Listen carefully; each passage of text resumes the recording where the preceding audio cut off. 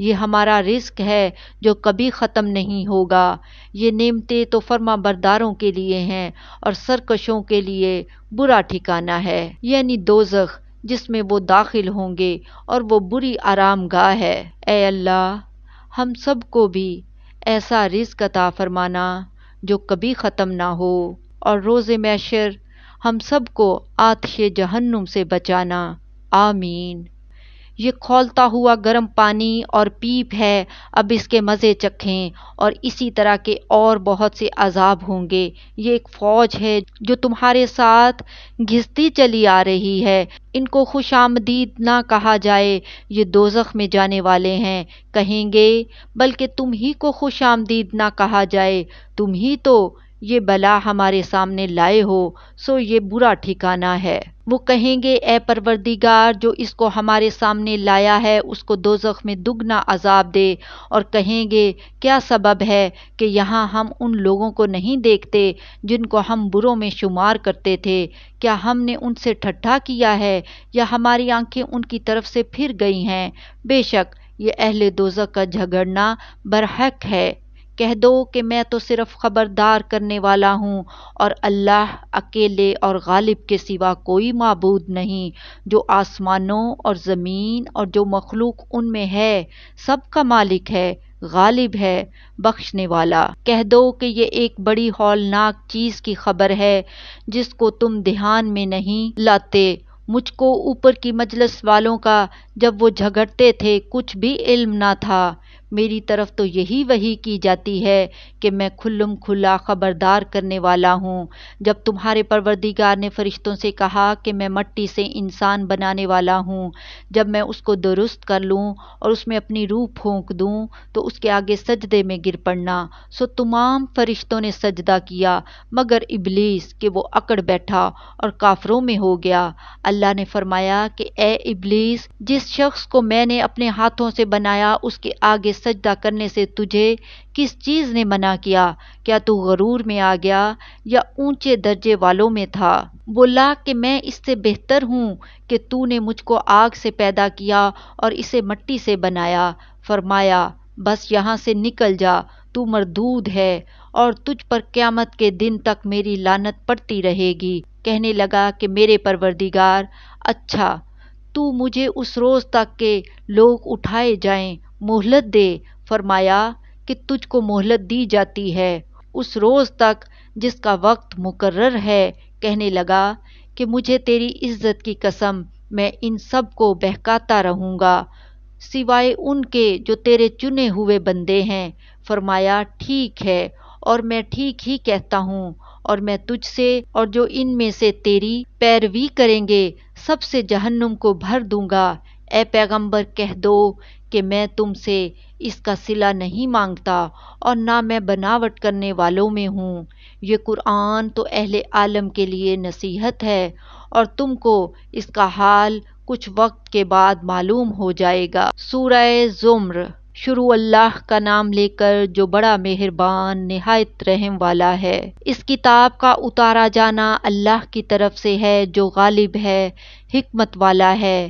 اے پیغمبر، ہم نے یہ کتاب تمہاری طرف سچائی کے ساتھ نازل کی ہے، تو اللہ کی عبادت کرو، یعنی اس کی عبادت کو شرک سے خالص کر کے۔ دیکھو خالص عبادت اللہ ہی کے لیے زیبا ہے، اور جن لوگوں نے اس کے سوا اور دوست بنائے ہیں وہ کہتے ہیں کہ ہم ان کو اس لیے پوجتے ہیں کہ وہ ہم کو اللہ کا مقرب بنا دیں۔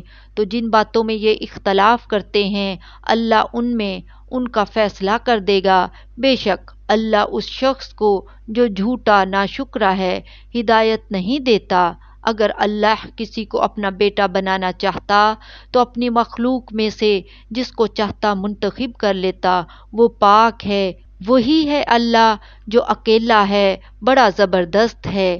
اسی نے آسمانوں اور زمین کو تدبیر کے ساتھ پیدا کیا ہے، اور وہی رات کو دن پر لپیٹتا اور دن کو رات پر لپیٹتا ہے، اور اسی نے سورج اور چاند کو کام میں لگا رکھا ہے، سب ایک وقت مقرر تک چلتے رہیں گے۔ دیکھو وہی غالب ہے، بخشنے والا ہے۔ اسی نے تم کو ایک جان سے پیدا کیا، پھر اس سے اس کا جوڑا بنایا، اور اسی نے تمہارے لیے چوپایوں میں سے 8 جوڑے بنائے۔ وہی تم کو تمہاری ماؤں کے پیٹ میں پہلے ایک طرح پھر دوسری طرح 3 اندھیروں میں بناتا ہے۔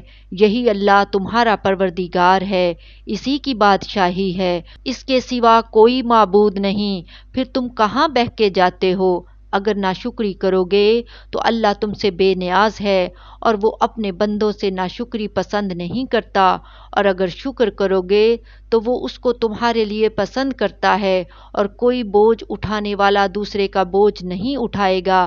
پھر تم کو اپنے پروردگار کی طرف لوٹنا ہے، پھر جو کچھ تم کرتے رہے وہ تم کو بتا دے گا، وہ تو دلوں کی پوشیدہ باتوں تک سے آگاہ ہے۔ اے اللہ، ہم تیری ناشکری نہیں کرتے اور تیرا بے حد بے شمار شکر ادا کرتے ہیں، بے شک تو دلوں کی پوشیدہ باتوں سے آگاہ ہے۔ آمین۔ اور جب انسان کو تکلیف پہنچتی ہے تو اپنے پروردگار کو پکارتا ہے، اس کی طرف دل سے رجوع کرتا ہے، پھر جب وہ اس کو اپنی طرف سے کوئی نعمت دے دیتا ہے تو جس کام کے لیے پہلے اس کو پکارتا تھا اسے بھول جاتا ہے اور اللہ کا شریک بنانے لگتا ہے تاکہ لوگوں کو اس کے رستے سے گمراہ کرے۔ کہہ دو کہ اے کافر نعمت، اپنی ناشکری کے باوجود تھوڑا سا فائدہ اٹھا لے، پھر تو دوزخیوں میں ہوگا۔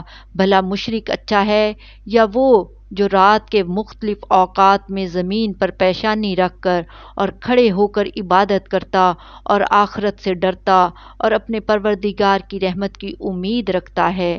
کہو بھلا جو لوگ علم رکھتے ہیں اور جو علم نہیں رکھتے کیا دونوں برابر ہو سکتے ہیں؟ پس نصیحت تو وہی حاصل کرتے ہیں جو عقل مند ہیں۔ اے نبی، میرا پیغام سنا دو۔ اے میرے بندو جو ایمان لائے ہو، اپنے پروردگار سے ڈرو۔ جن لوگوں نے اس دنیا میں نیکی کی ان کے لیے بھلائی ہے، اور اللہ کی زمین کشادہ ہے۔ جو صبر کرنے والے ہیں ان کو بے حساب ثواب ملے گا۔ اے اللہ، ہم سب کو بھی اپنے صبر کرنے والے بندوں میں شامل فرما۔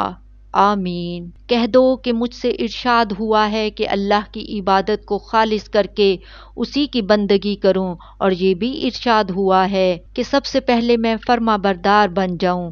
کہہ دو کہ اگر میں اپنے پروردگار کا حکم نہ مانوں تو مجھے بڑے دن کے عذاب سے ڈر لگتا ہے۔ کہہ دو کہ میں اپنے دین کو شرک سے خالص کر کے اللہ ہی کی عبادت کرتا ہوں۔ اب تم اس کے سوا جس کی چاہو پرستش کرو۔ کہہ دو کہ نقصان اٹھانے والے تو وہی لوگ ہیں جنہوں نے قیامت کے دن اپنے آپ کو اور اپنے گھر والوں کو نقصان میں ڈالا۔ دیکھو یہی سراسر نقصان ہے۔ ان کے اوپر آگ کے سائبان ہوں گے اور نیچے اسی کے فرش ہوں گے۔ یہ وہ عذاب ہے جس سے اللہ اپنے بندوں کو ڈراتا ہے کہ اے میرے بندو مجھی سے ڈرتے رہو، اور جنہوں نے اس بات سے پرہیز کیا کہ بتوں کو پوجیں اور اللہ کی طرف رجوع کیا ان کے لیے بشارت ہے، تو میرے بندوں کو بشارت سنا دو۔ جو بات کو غور سے سنتے ہیں پھر سب سے اچھی باتوں کی پیروی کرتے ہیں، یہی وہ لوگ ہیں جن کو اللہ نے ہدایت دی، اور یہی عقل والے ہیں۔